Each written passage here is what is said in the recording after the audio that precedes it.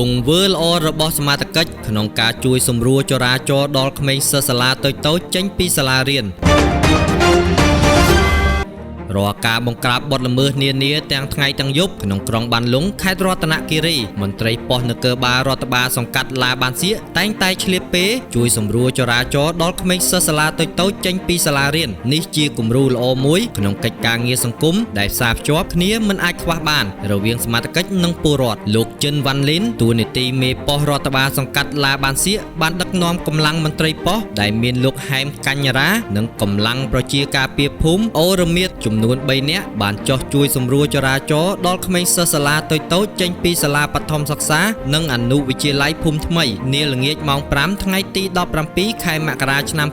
2023លោកបានបញ្ជាក់ថានាពេលសិស្សានុសិស្សចេញពីសាលាធ្វើឲ្យមានការកកស្ទះចរាចរណ៍ជារៀងរាល់ថ្ងៃដូច្នេះហើយទើបលោកដាក់វិធានការចុះអន្តរាគមន៍សម្រួលចរាចរណ៍ដើម្បីកុំឲ្យកកស្ទះនិងបញ្ជៀសការគ្រោះថ្នាក់ចរាចរណ៍ក្នុងសង្កាត់ឡាបានសៀកក្នុងនោះផងដែរមាតាបិតារបស់សិស្សមានការកោតសរសើរដល់លោកមេប៉ុស្តិ៍និងអ្នកចូលរួមទាំងអស់ដែលយកចិត្តទុកដាក់មកលើអាយុជីវិតនិងគ្រោះថ្នាក់ដោយយថាហេតុផ្សេងៗពលរដ្ឋសូមថ្លែងអំណរគុណយ៉ាងជ្រាលជ្រៅក្នុងការយកចិត្តទុកដាក់របស់នាយប៉ុស្តិ៍នគរបាលរដ្ឋបាលសង្កាត់ឡាបា